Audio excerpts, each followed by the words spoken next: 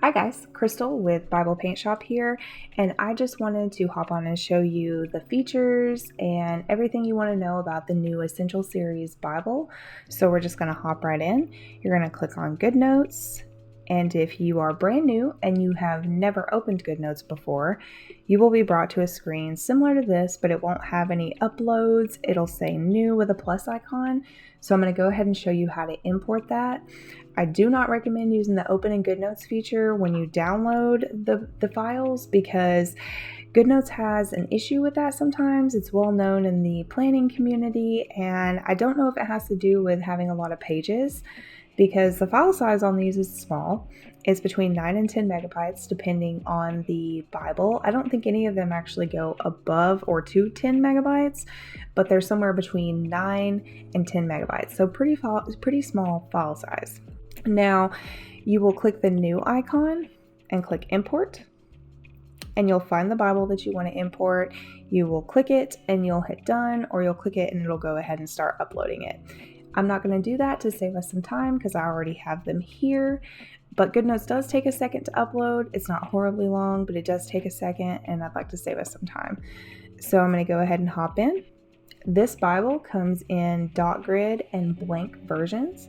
So what that means is that if we go to like Genesis, for example, this is the dot grid version. The notes page has a dot grid on it.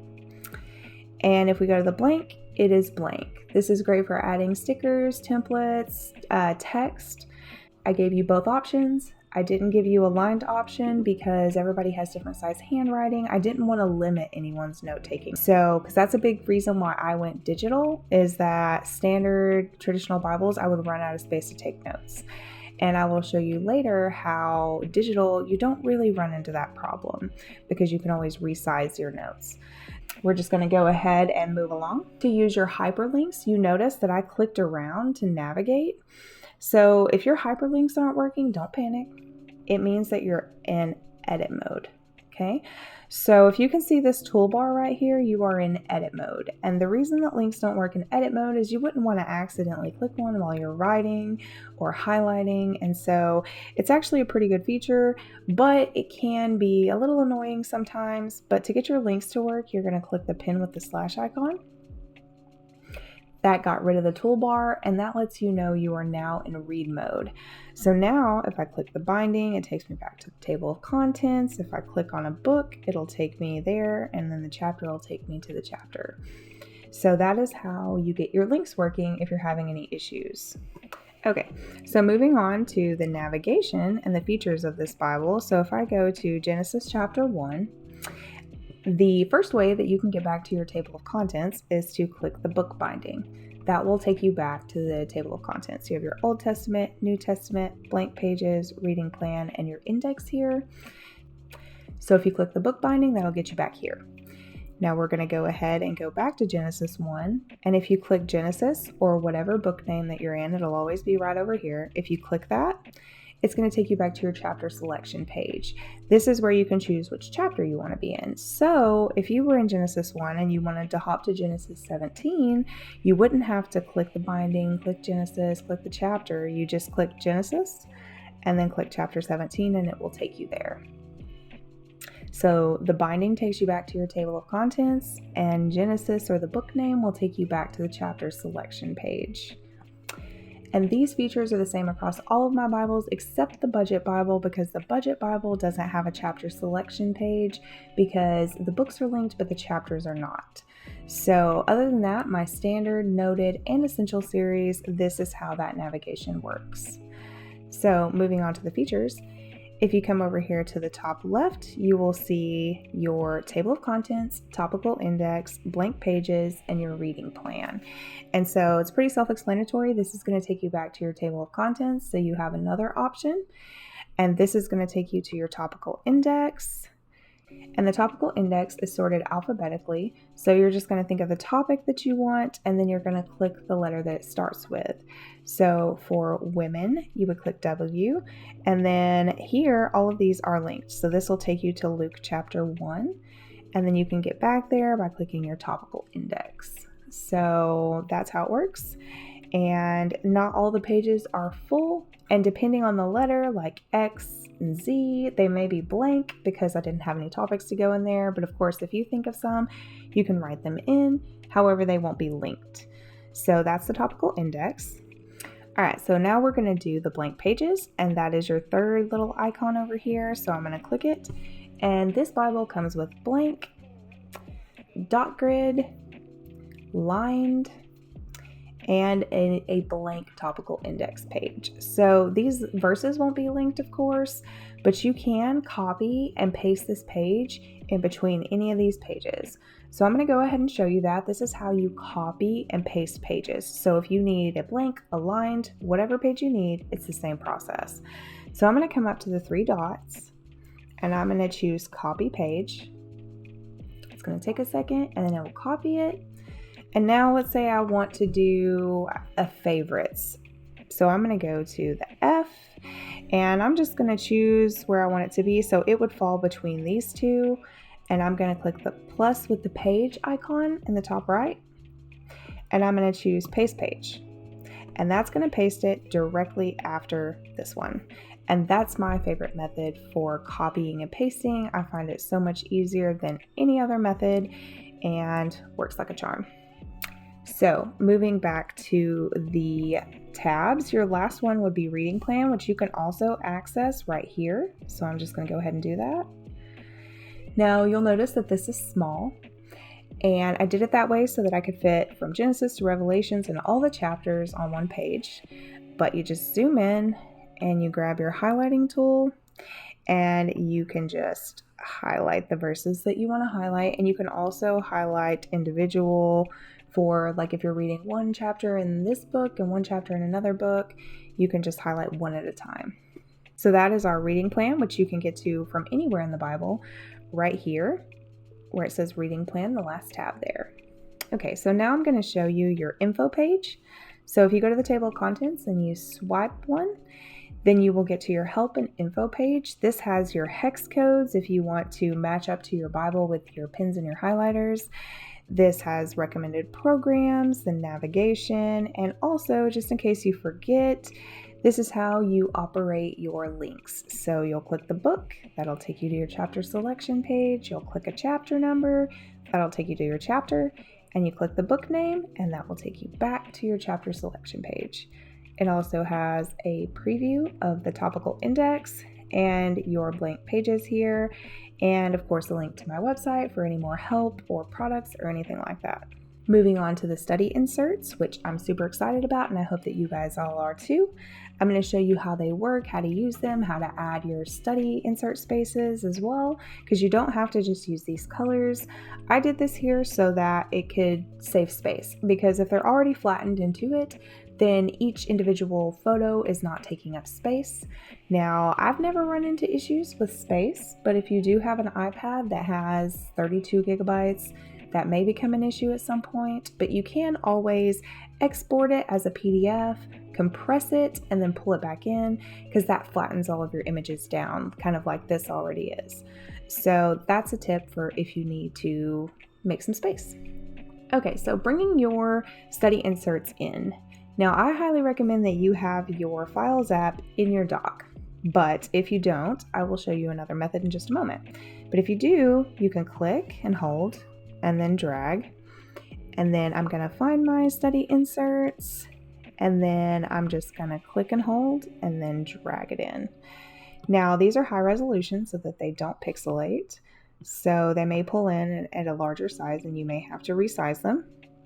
But we're just going to resize it and they'll fit in here, and then you can zoom in. Now you'll notice that these lines are kind of close together. I did that because I'm an avid note taker and I don't like to be limited on the amount of notes that I can take, and I don't want to limit you guys either.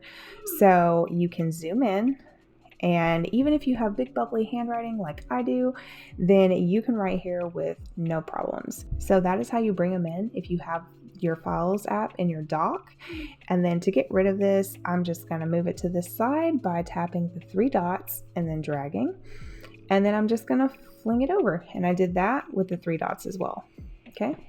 And I love this. This is why I use this, and I don't use my gallery. I don't use the image tool. I just use this because it's like having a little sticker book that I can just fling out of the way when I don't need it. Okay, so if you don't have your Files app in your dock, which again, I highly recommend that you do, but if you don't, then if you are updated to the latest iOS 15, you see these 3 dots here. I'm gonna click and hold on that, and then I can choose which side of the screen that I want this to be on. And then you're just gonna locate your Files app and you're gonna click it, and that will open it up in split screen.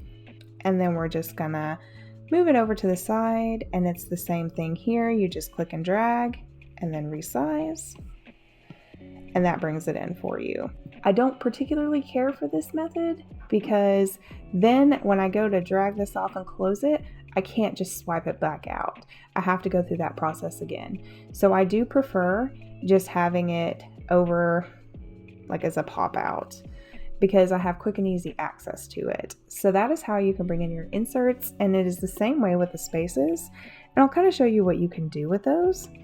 So I'm going to go into my insert spaces and find the Growing in Christ because I personally love this color scheme. I am a neutral, muted, soft colors girl, and I'm going to go ahead and click and drag and bring one in. Now these are high res as well, so you'll resize them. And you can get the right size by just putting it over the top of one of them that's already in there and then resizing. And guys, you can add, if you need more inserts for a specific study, you can just fill this page up with these, you know? And so I could have 4 on here and I can add in 4 inserts. And that is how that works.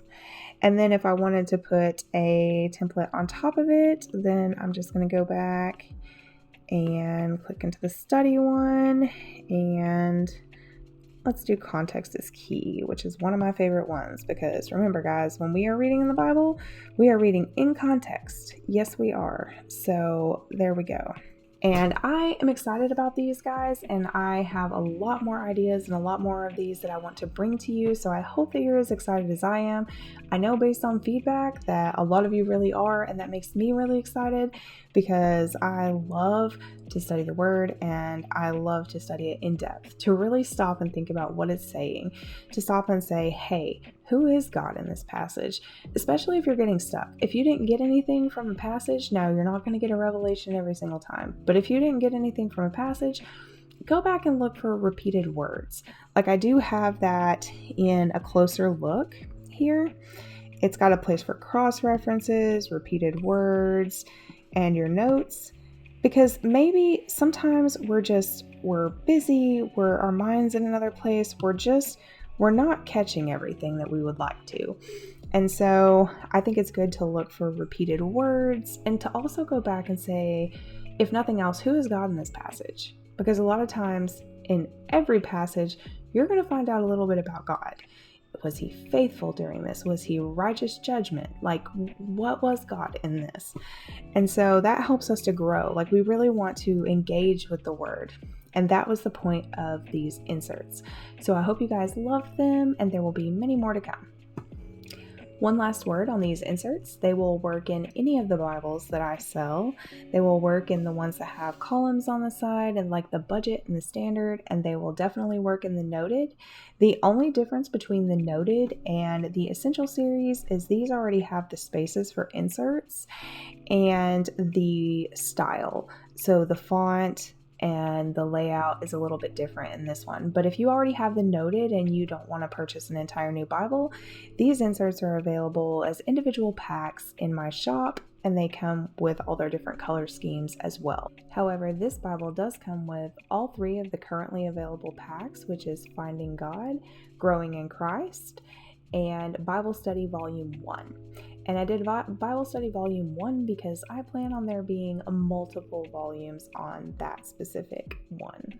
So if you are a seasoned GoodNotes user, that is going to be all for you in this video. If you are brand new, stay tuned because I'm going to go over a little bit on how to use GoodNotes. Okay guys, so if you are brand new to digital Bible journaling, digital planning, this is going to be a quick run through of GoodNotes just to get you started. There are, of course, more features, and at some point I'm going to do an in-depth video on how this program works.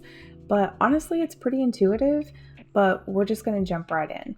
So first things first, you have the zoom, and this might work better if I do it in the dot grid version. So I'm going to click on that, and you'll see that that gives you a very zoomed in picture here where you can just write. You click your pen and you just write, and you can adjust the sizing on this. You can drag it around however you want to do it, and it works like that. So I'm going to hit the X. I don't particularly use that because I just zoom in. So moving on to the pen tool. If you click it, you get the fountain pen, ball pen, or brush pen, and you can test those out. I'm trying to make this quick, so we're just going to move right along.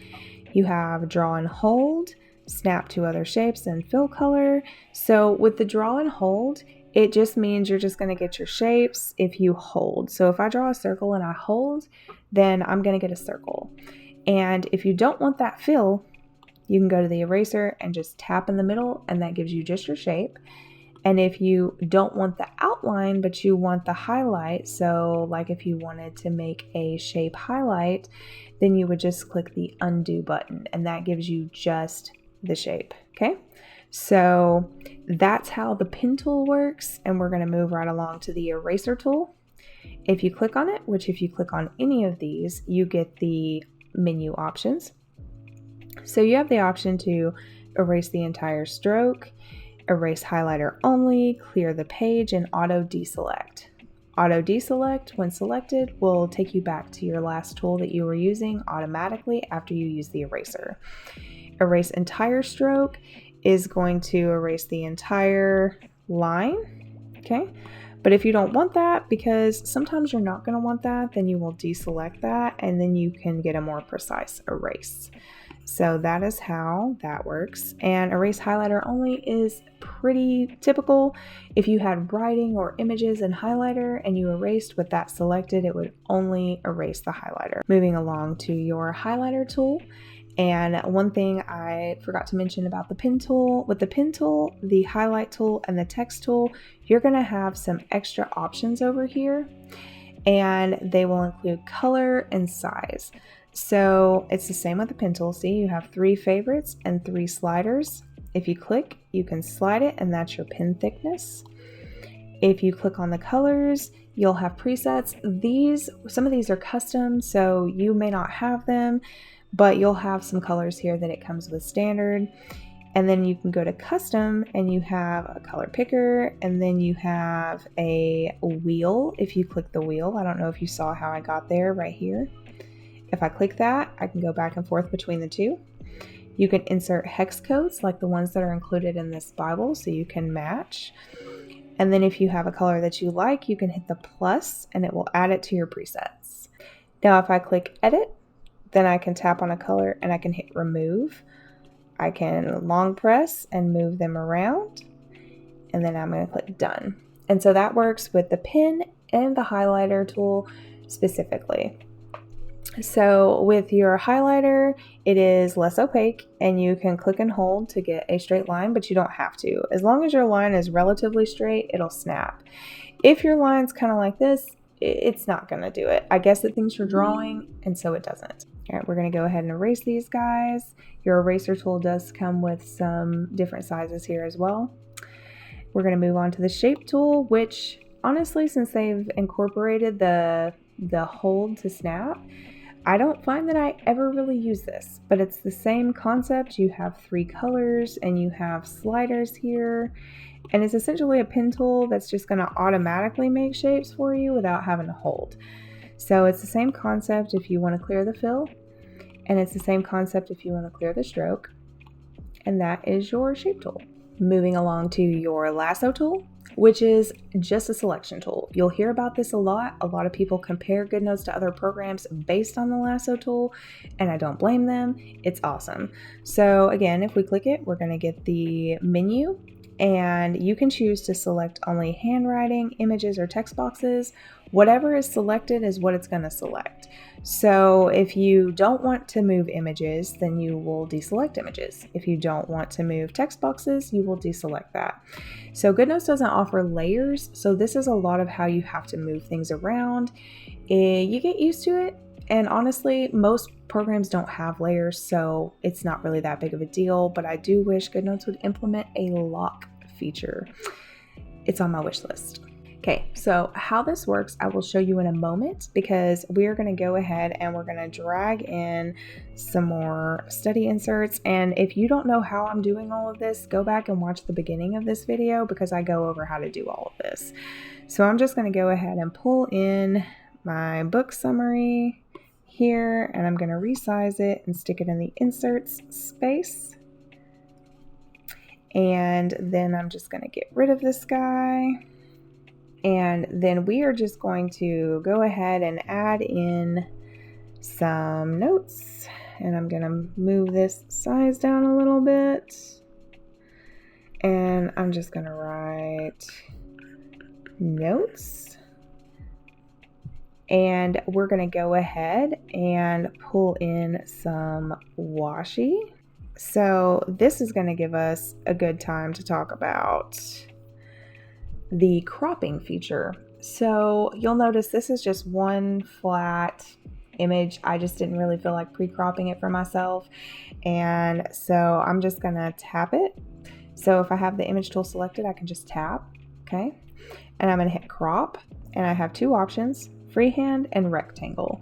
So rectangle, pretty self-explanatory. If you would like a piece of washi, then there you have it. Now you'll notice this is kind of small, and what if you wanted a really long piece to go across the bottom of the page? No problem, because GoodNotes lets you adjust the size without it having to be proportionate, which is great because not all programs do. So I can adjust that. So I can adjust this, and it doesn't have to be proportionate, which I love. Okay, so the reason I was showing you that is because we are now, I'm just going to actually click undo so I can get my washi back, is I'm going to tap on it and hit crop, and I want to do a little heart. So, not the greatest heart, guys, but it's fine. So I want to show you what happens with the lasso tool, because we're going back there. Sorry, we're kind of hopping around, but the lasso and the image tool kind of go hand in hand. So that's what we're doing here. So this is the issue you run into when you bring in templates and then you write on top of them, or you bring in templates and you add stickers on top, is that when you go to use the lasso tool, if images is selected, it's going to select the whole thing. And if I wanted to select the notes part there, I could have, just by highlighting it as well. But you notice it pulled them all. But what if you don't like this and you want to change it? Well, that is where you're going to want to hit the image tool. So now if I click on this heart, I can move it independently. And the same goes for this insert. I can move it independently. This is why I wish GoodNotes offered a lock feature, so you can lock down what you're not using. But this is what we got, and this is what we're working with. So, and it's not that bad, but that's how that works. And that pretty much goes over the lasso tool. So we're going to move right along to the image tool, which we've already gone over how to crop. I'm going to show you how to resize. So if we tap on this heart, we can choose to resize it really big. We can rotate it by clicking that right corner arrow as well, because you'll notice that it has a diagonal set of arrows and it has circular arrows. So if I click that, I can resize or rotate, and it doesn't snap to specific places, which is great, which means you get the exact angle that you want. And of course, we discussed how you can resize without it having to be proportionate. So that is how you resize an image. The last thing I'm going to show you with images is that you can add it to elements. And you have a couple of options for this. If you're in the image tool, you can just tap and hit add element. But if you're in the lasso tool, and this is going to select both, remember, but you can tap it as well and hit add element. If you hit add element, it's going to pop up and it's going to give you all of your different menus, which you can create. and you can add it in there. The only issue with this is the menu and it's really small, and I have a lot of stickers, so I just don't really prefer it. This is a great idea in theory, but I would love to see titles, like actual names for your folders where you can scroll, because this is not great.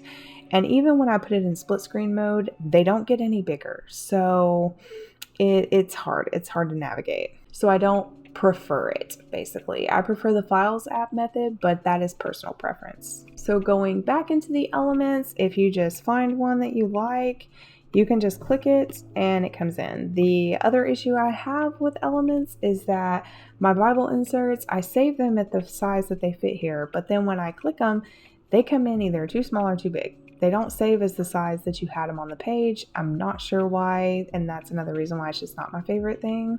It has a lot of potential, so we'll see what GoodNotes does with it. Moving on to the text tool, it's pretty self-explanatory. It's pretty nice. All of your fonts that you have installed on your iPad will automatically show up in here. You can get to them here, just scrolling or clicking the letters. You have your size here, and you can slide or you can do plus and minus. You have your paragraph options, spacing, and all of that there. You have colors, and again, you have the picker and the wheel and hex codes. The only issue I'm having with this, and it's not really an issue, it's just kind of like a wish list. I wish we could save more than one default setting. And in order to save a default setting, you just click, you type, and I'm going to make that bigger for you guys. Well, that is an issue sometimes you run into if you don't click exactly, but I'm just going to resize that for you. And you can also adjust the width here. So if you only wanted it to write between the dot grid, you could adjust it that way and it'll automatically go to the next line. And so I highlighted it. Now I can adjust the size, and let's say I want to click add to or save as default. I click that and click save as default. Now every time I go to type, it will be this font, this size, this letter spacing, everything. So that is how the text tool works. It's pretty nice and it's pretty simple. Moving on how to copy and paste pages. Now this is in the earlier part of the video, so if you want to skip this, then you can go to the timestamps and go to the next one. But just in case you just hop to the tutorial, I want to show you how to copy and paste pages. So let's say I want to take a bunch of notes on Genesis chapter 1, or I found a Bible study in a Bible app and I want to pull in that material. I'm going to go find just a blank page. So I'm going to go to my blank page. Well, I'm going to turn off my edit mode and go to blank pages. I'm going to click these three dots in the corner and I'm going to hit copy page. It's going to take a second and it will copy. Now I'm going to go back to Genesis, and then I'm going to come to this page icon with the plus sign, and I'm going to hit paste page. This is going to paste it behind. Okay, and that is my favorite method. It is quick and simple. And one day I can't wait to show you guys what I've been doing, because I like the CSB. So I've been using the CSB app and their study material and their articles and putting them in the maps and making it my own study Bible, which stay tuned because I have some really cool stuff coming for you guys. I'm not exactly sure the format I'm bringing it in, if it's going to be in inserts or if it's going to be a new Bible, but there is exciting stuff coming. So if you watch this far into the video, there's a little teaser.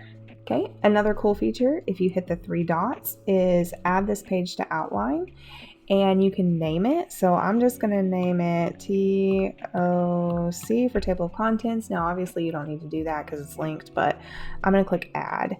Now, if I come up to the four squares in this top corner and I click it and I go to outlines, it's now saved. This is great for a specific Bible study. If you're currently working in a book or you've got a favorite somewhere, you can do this and you can access it and it'll take you there. So that is a nice little feature. But if you're just wanting to like bookmark like a ribbon in a traditional Bible, then you can just click this ribbon icon and it will save it. You go to the four squares and you go to favorites, and it will pop up right there, and you can click and it'll take you to it. So that is quick navigation, saving some things, cool little features that you can do. Now I'm going to show you the exporting. So if you come up here and you click the share icon, you can do export this page. This is great when you want to share it to a Bible journaling group. You just want to share your art, your notes. I'll click share this page. I'm going to choose include annotation and background. If you choose to not include the background, then the actual Bible page behind it's not going to show up. If you choose to not include annotation, then your notes and stickers and stuff won't show up. Now you have the option to share as a PDF, image, GoodNotes, or a link. And the link, I believe, is new. So I'm going to have to look into that. You can collaborate with other people. So that's cool if you wanted to do a Bible study with others. But I would probably choose image for this. And you can save it. So if you hit export, you can actually save it to your iPad. So I'm just going to click save image. And that will now pop up in my Photos app. Now, if you want to export the entire thing, which I do recommend that you do from time to time, so GoodNotes doesn't lose it if it crashes or anything, you're going to click Export All as a GoodNotes, and you will name it and click Export and save it to your files. That way, if anything happens, if GoodNotes has an issue, if an update down the line comes out that messes it up, you don't lose everything you have. So that is how you export. You can also export, I talked about earlier in the video, if you're short on space, if you're using like a 32 gigabyte iPad and you are adding a lot of stickers. Now a 32 gigabyte iPad is perfectly fine. I used one for quite a while without running out of space, without running into performance issues. But if you're using a ton of stickers and, you know, in a very large document with 2,500 pages, then, you know, you may run into some issues on the lower storage iPads. So you can click PDF, and then you can go to a website like I Love PDF and choose compress. And what that does is it flattens everything. So it won't be editable anymore as far as the notes you've already taken. You can still add to it, but it will save you a significant amount of space because it flattens all of your notes and stickers, kind of like this current document. The original that I made you guys is flattened. And that is why I included the study inserts on the side already in it to save you on file size. So that is it, guys. And I hope you enjoyed it. I hope you learned something. If you have any more questions, if there's anything else you would like to see, just let me know. I am so excited and so thankful to be able to share my creativity with you guys and involve the word and just service to the Lord. So thank you so much. Let me know if you have any questions or a video that you would like to see. There are plenty of links in the description to all the stuff you could want to know about my setup, programs, things like that. And I will see you guys in the next video. Bye.